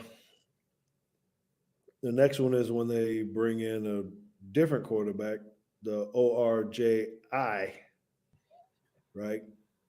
And this is what me and JT were talking about on we wish we actually ran our quarterback counter. It looks like Oh this yeah, one. should I just go ahead and go to the end zone view? Because Yeah, that'd be good. So they do a little bit of motion again, always trying to get indicators over man and zone and all this kind of stuff. If you guys don't remember what counters are, you got pullers going, guys blocking down. There's the pullers going out. So check it out, and you see and number keep in 10 mind actually. this is the exact same play that Alabama has run with Stick Jalen Milroe. Stick Jalen Milroe in there. He just don't tend to go inside. He always try to bounce outside, and we scream every game. He's so fast. So you got a kick out by the first guy, and then a wrap by the next guy. Patience, hit the gap. Now JT pointed out some things earlier in the show about what his tendencies are when he comes in. He hadn't thrown the ball yet at all. So I'm assuming we're going to try to force him to throw if he comes in. I didn't really study on when they put him in, JT, or whatnot. I looked at his plays just because I wanted to see how often they were using him. He played in the Penn State game. I think there was one game he came in garbage time and had like 3 plays. Basically, all you need to know is the redshirt rules are you get to play in 4 games. Yep. And you get to keep your red shirt. As of right now, he still has his red shirt. So even if he plays against Alabama, this is still only like his 4th game. They have used him super sparingly. When he did, I think he was in the game 2 plays against Michigan or against Ohio State. It was Michigan State. He was in the game for like 4 plays, and they were already up by 40 points or whatever. And then he was in for 1 more play against Iowa, I believe. I think that's all he's seen. 11 carries, 69 yards for the season, 1 touchdown. Passing wise, he has not attempted a pass at all. So that'll let you know a little bit about what he's going to bring offensively to the table. One of those wrinkles that you can see, because you know he's capable of, but then again, to me, now is not the time to roll the dice. Well, we had to coach against him in high school. We know how dynamic of a player he is because that game might have looked a lot different had he not got thrown out for targeting. Yeah, thank you very much. And we actually thought he was going to, full disclosure, we thought he was going to come over to JP2 and play for us for a little while, but he opted not to come to us and go back to public school afterwards. Very cerebral guy, very smart. Surprised they're not throwing him. Maybe just hadn't picked up everything yet, but it will be. So I want to ask Corey this, though, from the other side, because we were kind of comparing him to what Milroe does and whatnot. So what do you think? Why do you think, we've been speculating the whole time on why Milroe might not want to run up in there, not patient enough to wait on those linemen and kind of sneak in there between that. What do you think that is, Corey? Why do you think Milroe might not want to? I think it's that his T-shirt sums it up. Lank, let all naysayers know. And sometimes he knows what the naysayers are going to say. And that is, I'm a run-first quarterback. And I don't think that's how he wants to be labeled. I don't think that's the stigma that he wants to stick on himself. And you see in the Auburn film, Coach Saban giving him the business. Run the effing ball there when he went past the line of scrimmage. And there were several times throughout the season that he could have turned in and easily have run it, but he wants to show you that he can go through his progression. So I think that it boils down to him wanting to continue to mature as a quarterback, knowing that he can run and just being patient enough to where we see the lanes. He knows the lanes there. But look, his mentality is, let me hit the explosive play first through passing the football and then running second where we're all saying, no, turn into Jaden Daniels and be that video game guy to where if they're going to give it to you, go ahead and rush for it. As evident in the LSU game, his numbers were equivalent to the Heisman Trophy. Yeah, and I should apologize to our listeners on the downloaded podcast. No, they wouldn't. They won't know anything about this, so they won't know. Okay, so scratch that. I was about to make sure that they knew who Corey was, but they won't hear this part. Okay, so let's go to the next one. We got some defensive clips I want to be able to show for them. This is Michigan's on defense now, and I really wanted you to see a couple things in this type of defense they're playing. So they do play some combo coverages. JT can kind of look at this and we'll see. And this is kind of I think we run similar type routes. So it looks like they're playing like a cover 4 down here. So this would be called a cover 6, where it's combo coverage, a 4 to the bottom and a 2 to the top. It's up for discussion. I'm just saying in the little bit that I've watched. So when you let this go, that's important to know because the quarterback got to be able to see the difference, right? Because it's not true cover 2 at the bottom because the safety's in the middle of the field. It doesn't look like he's going back for deep third, but maybe he is. I don't know. The whole point of it is I'm gonna say no, because if he was playing deep third and he's got a post route coming to him, he should be going back the other way. So you're probably right. It probably is quarter half. Mm-hmm. Which is still kind of off. I mean, I guess you're supposed to be about 12 or so. Just seemed like they got some room. But the safety's in conflict at the top. And this is why I think Jalen Milroe can have one of those big shots, because this is what happened here. Because I think our wide receivers can get behind them. Yeah, to grab him and everything else. But, they were stacked. The safeties got deep half. 2 guys running straight up the field. They don't have no jam or anything. If you got Burton and anybody else coming at a safety like that, I think we win. Okay. I'm glad they got it on this because I think you need to see the defensive lineman. And this is the part we were talking about, Jalen Milroe. These guys are getting up the field. Let me see if I got this. This is actually 1st and 10, by the way. So if you're wondering, and I'm watching the way the linemen are getting up the field. Watching the utter confusion from Ohio State right now. On 1st and 10, both outside guys are up the field. So look at that right there. When I was talking about this earlier with you guys, if Milroe's going to have to step up because these ends do this a lot. I mean, they're up the friggin' field. And this is a zone behind it. And, I mean, yeah, the guy falls back in and hits him, but Milroe either pulls it down and run or he takes a big shot like this to either one of those guys, right? So what I said on the final drive earlier today was Milroe likes to escape outside.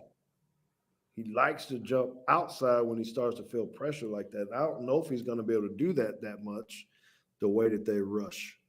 So it's really going to be really important that when he starts to escape, he's got to get up in the pocket, then bounce out, or he's got to do something a little bit different other than just trying to retreat and then run around him, right? Mm-hmm. That's my take on that one. Y'all see anything different? No, I wonder if they're going to continue to rush that way, though. I don't know if that's, if it's they're rushing Kyle McCord and they're like, yeah, but Kyle ain't finna take off like that. So. Yeah. Okay. Well, we'll find out real quick though. Yeah, that's a valid point. And I just happen to keep seeing it. I saw it in so many plays. I'm like, it just seems like maybe they're telling them, giving them a go call. Maybe there's some tendencies that Ohio State had that they knew was going to be a pass. I don't know. I see what you did there. What? Yeah, they cheat. So anyway, that's what it is. Is this the next play? Yes. Okay, and so this one, so they play a lot of cover 3. So one of the stats that we pulled, I saw they play cover three. Michigan plays cover three 27% of the time. That's one thing. That's a lot. That's a lot of the game. But what I noticed also, JT, in those statistics was that I didn't realize how much people played cover three against us. There was a ton of it when I started with the Alabama film. There was a lot. And I think it was because they were trying to get 8 in the box and try to stop our run and dare them to throw the ball. Right? So it doesn't matter with Michigan. They're playing it all the time. They have different variations of what they do with the linemen and all that kind of stuff. But the coverage concept is the same. Early in the year when I was watching our film versus cover three, we weren't very good at it. That's what I was talking about, Jalen Milroe. He was kind of throwing in the cup, couldn't see. He was just starting to take off and then taking sacks. But he didn't have very many options. So when you watch this one, so cover three, JT, maybe you need to explain or show drawing of what cover three is for the well, I guess we'll get a little bit of play art. We'll let him get lined up here. The safety at the bottom drops down to the flat. Yeah, so they're gonna try to roll. Saban will call this like 3 buzz. They're gonna roll to the 3 side, which is the strong side. So this guy's gonna come down and probably play some kind of underneath. I don't know if he's responsible for out or whatnot, but he's gonna take a deep third of the field. He's gonna take a deep third of the field, and he's gonna take a deep third in the field. He's probably responsible flat out here. Curl flat. He's got a little bit of work. He's got a lot of area to cover, but he's into the boundary. So they're usually going to take that because there's only one receiver out here anyway. And this is where thank you for the segue. And that's why I think the way we run, and we talked a bit about this on Teague's take, one of the O's where we're talking about where they run weak side floods. Trips like this, Alabama likes to take someone across the field. So one of those guys would go under, and another one would take the deep over. Oh, yep. And then the other guy's going deep up top. So you're trying to stress that one guy that you said had the flat at the top, where he's got to make a decision. Is he going to take the short one or the deep one? It just so happens when our deep over comes over, he's at 12, 15, 18 yards deep. Yeah. So you really got to be disciplined and say, hey, we're going to rally up and tackle this 3-yard one, but you got to get here. And it's super hard to beat that out of somebody to say, hey, don't take the short stuff, turn your hips, run away from a guy who looks wide open, because he is going to be open. And then eventually you might even get him to stop and then put the back out here, which makes it even more difficult. Now, that is not what Michigan runs on this play. I just wanted you to be able to see the concept on how I think we can beat it. So if you let it go, well, they do run it. Yeah, kind of. And that guy is wide open back there. Now, they get to him and sack him. And this is where the if game comes in, right? Well, how do we have enough to – they only rush 4 guys or 5 with a late guy coming off. I mean, we could have had it blocked up, but if our linemen hold up, that's going to be a big shot to whoever. And that's what excites me, Corey, that I think we can be able to have those type of shots. You think our linemen – I mean, look at I guess that's the left guard, 74. I'm not picking on anybody. It's just, I mean, his head's down and just, I mean, it's just not very good. Yeah. Well, I mean, I think this is probably enough time to get this out. Like, if you just know what your read is right now, hitch, and he should be in his throwing motion right now. Right. Referee might be blocking his vision a little bit, but that's what I think. Corey, how do you feel about these explosive plays? Am I over exaggerating myself thinking we can get some explosive plays if we can block a little bit?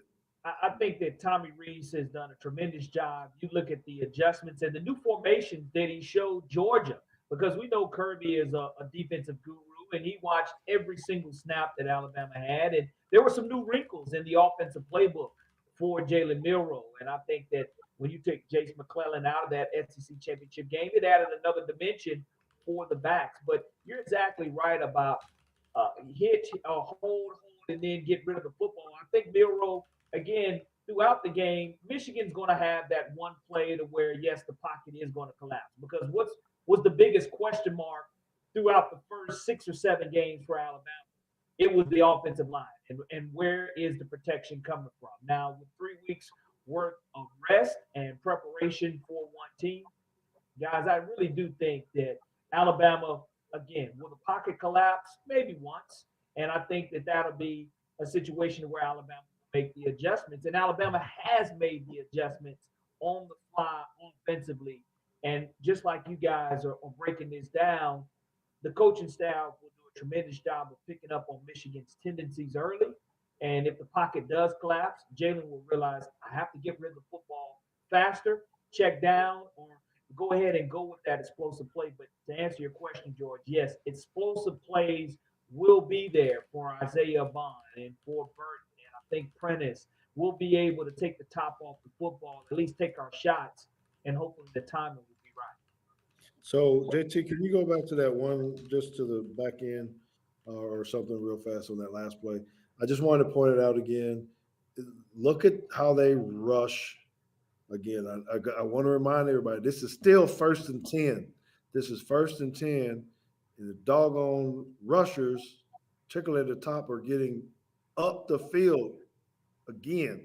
You know, they're not, again, I don't know. I mean, it just, 71 ain't even got no one to block. I mean, he's just having to get the heck out of there. So these guys are getting up the field, way up the field.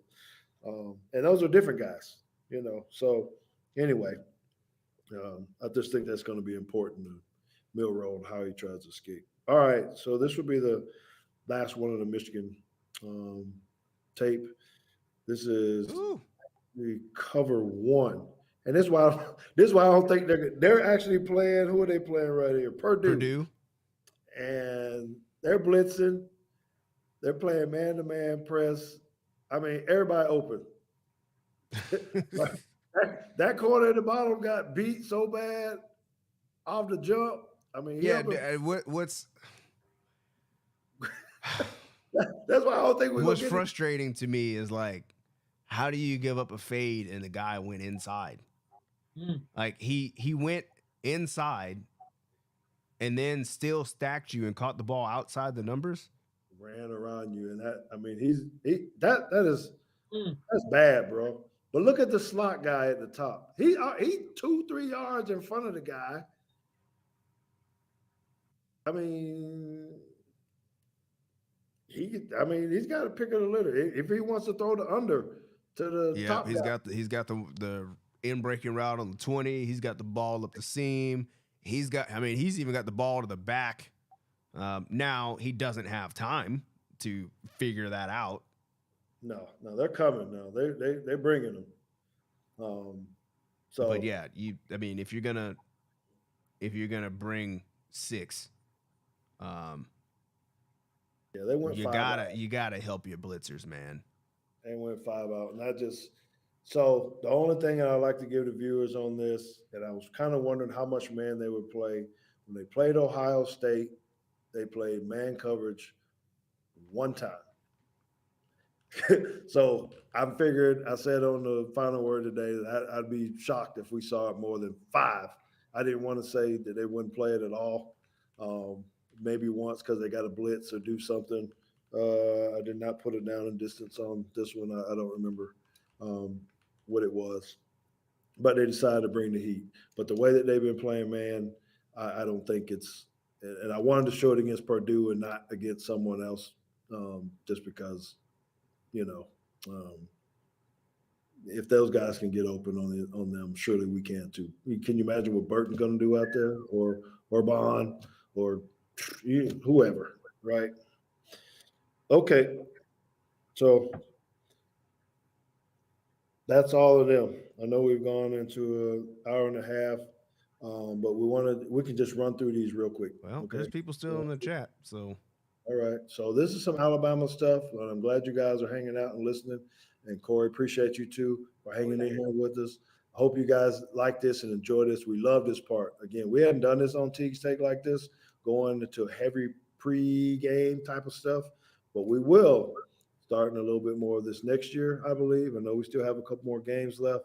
We're not only post-game, but now we have some abilities to be able to study a little bit more and get some good film for you guys to show. So we're going to continue with this because I think it's a good niche for us with Teague's Take. So these clips that I showed, because I think they're going to be in heavy 3. So just for stats, again, I said. Well, hold on. So you're just Kevin Mahoney. You asked. You said Michigan isn't good at man-to-man, so they'll be in zone 99% of the time. What is Bama's best bet against zone? I think you're about to get your answer.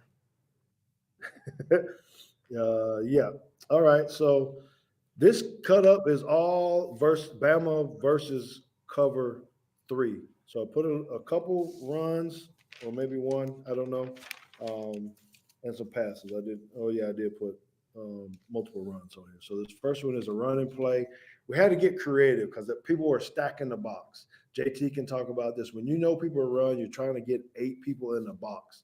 So cover 3 can allow for you to do that, right? 4 down line. Yeah, very easily. You take one of your safeties that would be responsible for deep, and you tell him he don't have deep no more. You roll him down, put him in the box, and tell him that if you run first, if you get past, you're going to be laid out to the flat, make the tackle, play another play.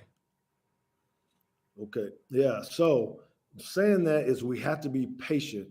Tommy Reese has been really good with creating this stuff. Me and JT, I think we highlighted this play earlier in Teague's Take 2, where they kind of ran this funny lead where the fullback actually goes in for, I don't know if it's a lead or a counter or what do you call this stuff, because you had a puller from the top side and then the fullback folded in and leads up on the backer.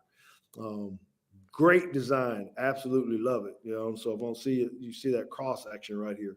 Yeah, but this is I guess it's power, right? I mean, it's unorthodox, which is kind of cool because normally you're getting power and you get 2 guys pulling in the same direction, right? But depending on who you're looking at, if you are this linebacker right here, and if you're looking at this guy, you're thinking either split zone, maybe, because you're not seeing this dude pulling.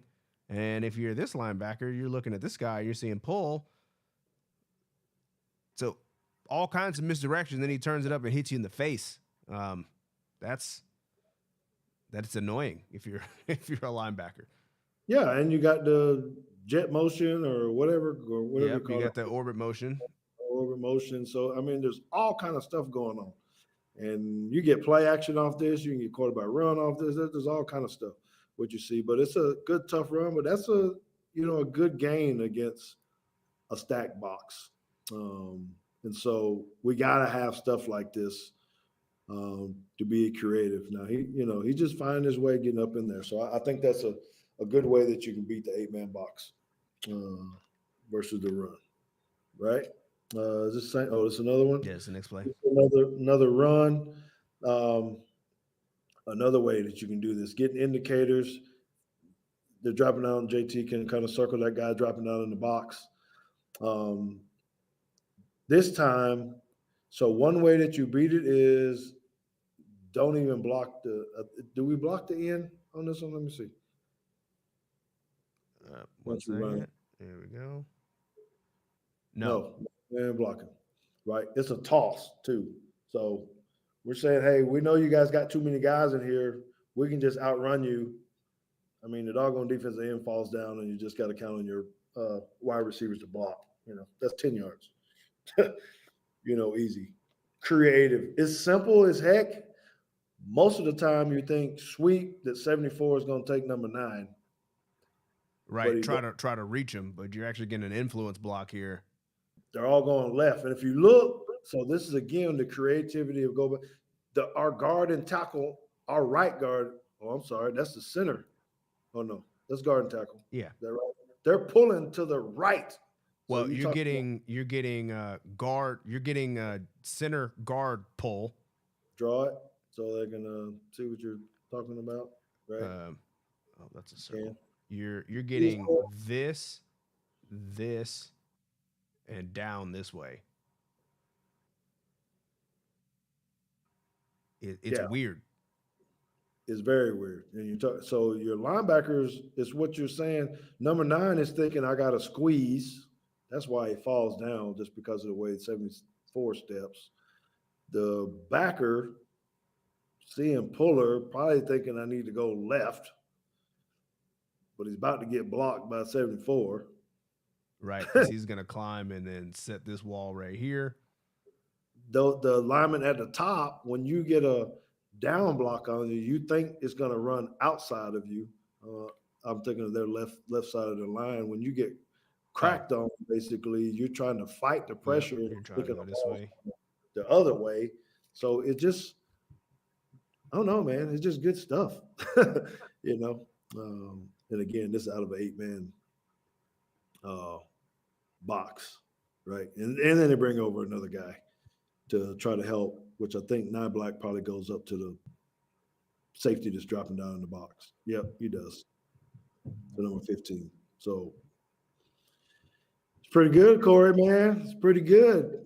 And something else, I think that Coach Saban is really emphasizing stress at Alabama for his wide receivers, and what has made his wide receivers elite at the next level as well is their ability to block down the field. And that's something that Coach Saban has praised his wide receivers for doing, and the wide receiver room has done a great job of blocking down the field. I think Nyblack can be that hidden weapon here against Michigan, and watching these coverages that you guys have designed and showed the tendencies that Michigan has. I think that the opportunities there to get someone, because we've heard Nyblack's name called a couple of times, but not really featured. But you take what the defense gives you, and the opportunity there as a wide receiver to show some other love. Great clips right there demonstrating how the wide receivers, as well as the linemen, and Tommy Rees has progressed this offense, because that was against Tennessee, and we weren't seeing that same type of continuity as Scott Hunter says on his Talking Football show with me. Dancing ballerinas, the Rockettes. You don't see everyone on the same page early in the season versus later on in the season in games 7, 8, 9, 10, 11, and 12. All right, so we got 5 more plays, and we can get into it. So this is a pass, and this is very, again, the crossbuck action, get him out of the run. Again, that's a flood play. It's kind of run a little bit different, what we were talking about a little bit off the play action, but you got to get that flat safety. If you guys can understand what we're talking about, the guy that's going to the flat up there at the top, you got to get him in conflict. Which one is he going to take? Is he going to take the guy coming out of the backfield to get into the flat, or is he going to try to cover the guy behind him? Again, look at the pullers. Look at them linebackers. They're hauling ass over here to the right, and the play is going the other direction. Mm-hmm. So yeah, and I mean, really, Milroe took his first read right here, which isn't. Then I'm not saying that he shouldn't, because he is open. That's an easy throw, but not Black. Yes, he is in no man's land right now. Yep. So just another way to exploit cover 3. So when you're trying to figure out about it, I mean, if he hits 9 Black, and that's why I just think that we got a chance if we can block long enough and give him time to do it. All right, next one. Oh, I guess you can look at the linemen if you want to up front, because they do a pretty good job holding up here. Well, yeah, I mean, I like to see it, because if you just saw this, this kind of puts you in the eyes of a linebacker, and if you're looking at all this, it all just looks like run.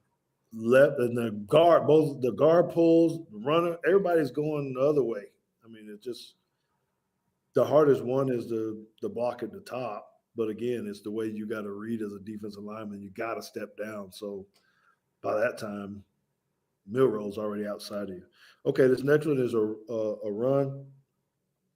This formation we were talking about, this is an unbalanced formation. We talk about it almost every single week. Mm-hmm. So there's 4 guys at the top. They still bring this guy over here, but he's off the ball. So it's another way where you got to figure out which way they're going to slide. Now this, if you remember how it is, if you don't get lined up right, this is still cover 3. The safety at the top drops to the unbalanced side. Yep. And He's coming down, and then we actually talked about this play the week after it happened. Right, his angle was Yep. real poor. Yep. So, I mean, you got a lot to think about. Michigan got a lot to think about. They probably watched every single one of the games, and they probably looked at everything they do on cover 3. If you go back and you look at Texas, we were awful. We didn't have any of these plays in here, right? And you start seeing the progression, and now they're going to go, okay, well, what's next? So this is just another creative play where he goes and scores. All right. Okay, next one. Yeah, we're not watching the field goal. I'm sure that's probably something I didn't take out or something. This is a pass. I'm pretty sure it's up to the top again. The safety is actually dropping. So the safety drops down to the bottom side, to the open side. What would you call this? Like a 3 week essentially. Yeah. So they're guessing. we split it in half, right? There's a strong side and a weak side. The strong side is the 3 side. The weak side is the 6 side. So we can buzz the safety outside the nickel. We call that 3 buzz. If he's inside, we call it 3 swap. And then we have on the other side, and I've actually stolen this from Saban's vernacular. 6, when you're rolling down, this is usually thumbs if he's rolling down inside for the C gap. So this would be kind of their 6 thumbs look, 6 meaning weak side, thumbs meaning weak safety, outside into C gap. Okay. So again, looking at our receivers, there's guys that are going to be open. I mean, but the main thing is a throw by Milroe on the deep out. Again, it's far enough away from the safety that's playing the flat. And I would assume Michigan's cornerback are going to do the exact same thing. Get the hell out of there and try not to get beat deep. And that is about a 5, 10, 15, 20-yard out. It's kind of hard to cover. You don't have no rush. So, Corey, you starting to change your mind on what the score is going to be? You said 31, but it's looking like we might have a chance to do some stuff. Yeah, I would like for us to go ahead and jump on them early and make them. It's not any fun when the rabbit has the gun, so to speak. And here in this situation, George, Alabama is the underdog. JT, you talked about it.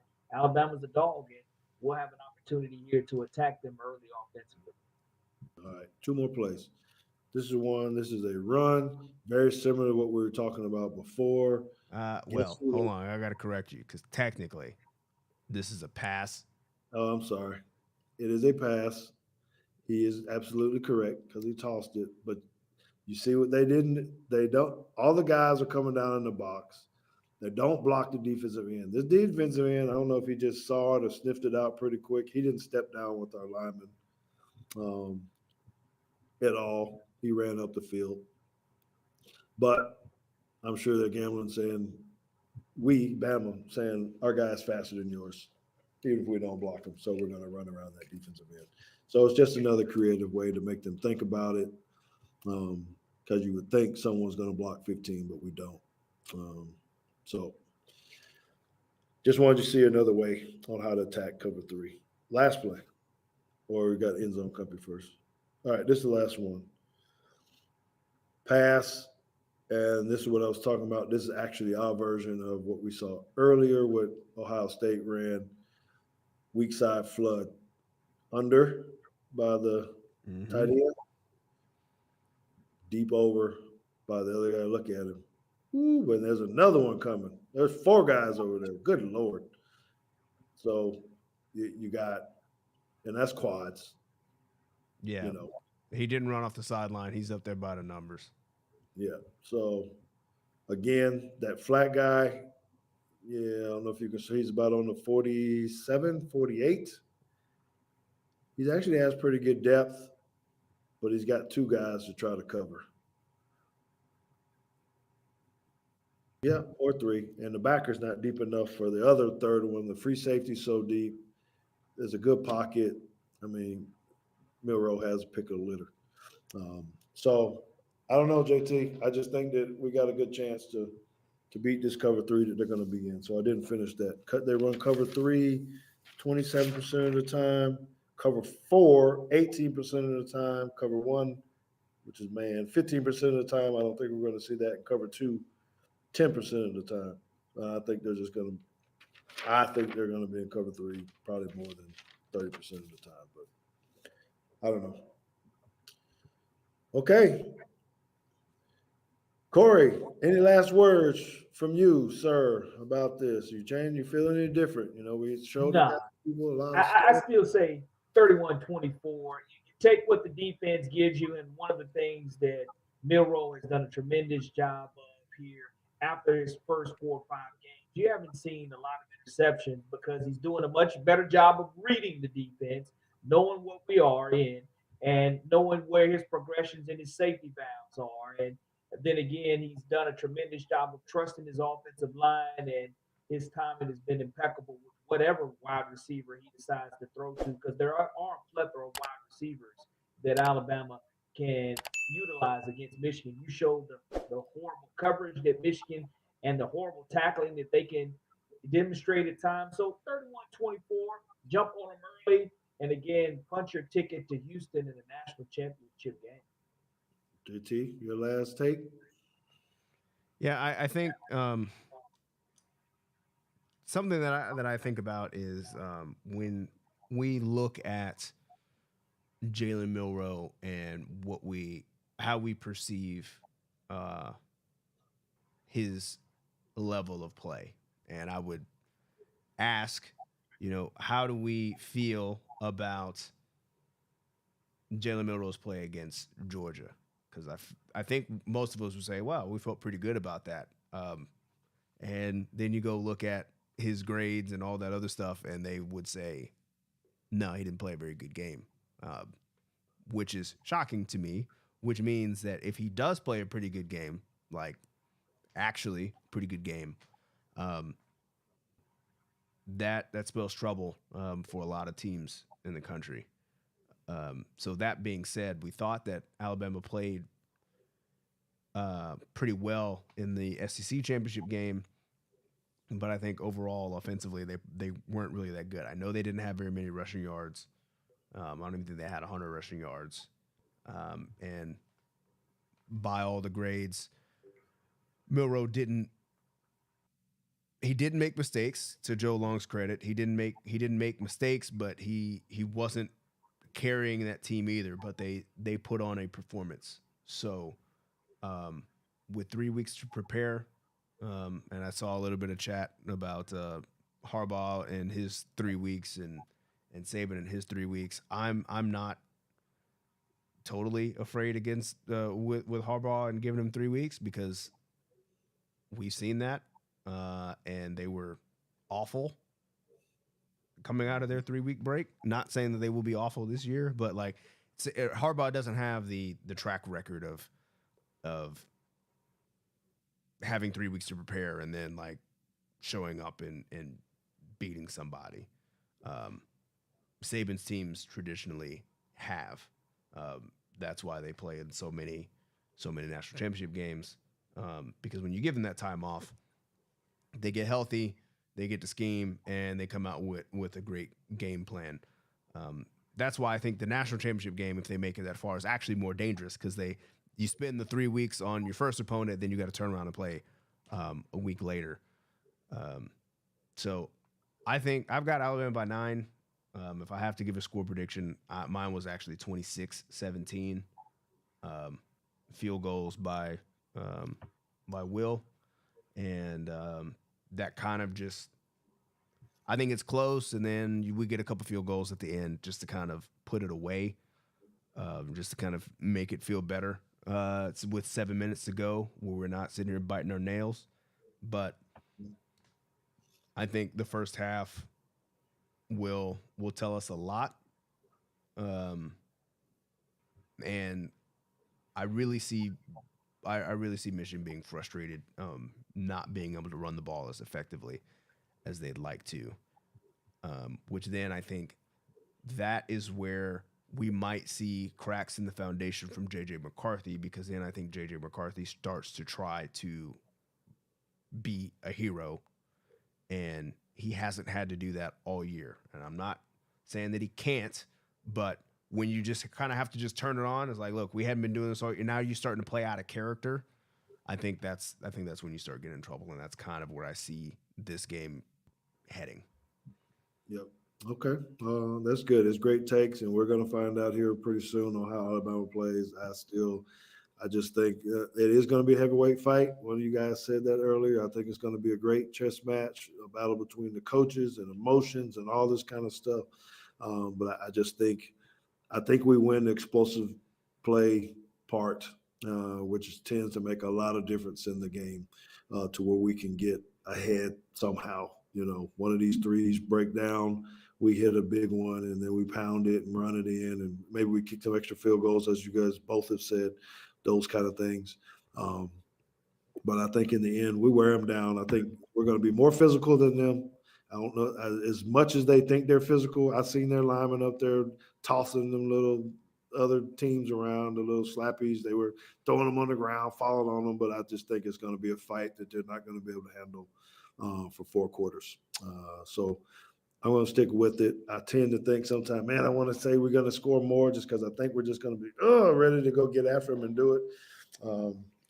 But I'll refrain from that and stay with my deal, and just know that we should be able to win field position. I think JT said that, right?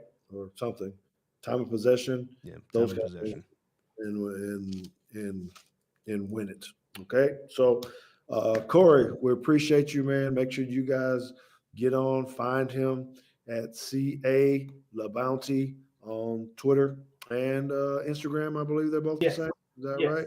Yeah, do that. Download that app, that WNSP 105.5 app. Listen to him every single day, Monday through Friday from 3 to 6. Him and Nick Wiggins do a great job there. They've given me the opportunity to be on the show on Wednesdays with them from 4 to 4:30 on Wednesdays. We chop it up, and I look forward to having that discussion with them next week, because I'll be speaking with them first before we have the recap of this game of this Rose Bowl on our show next week. So we thank you guys very much. We know we went super, super long. Corey, again, thanks for hanging out for a couple of hours. You guys. But this has been a fun episode. Thank you, Choctaw. Thank you, Beaches LLC. Thank you, Bama Standard. Make sure you hit subscribe on both our channels. Give us those likes. And we're going to see you back here next Wednesday, 8:15, after we win this game. Deuces.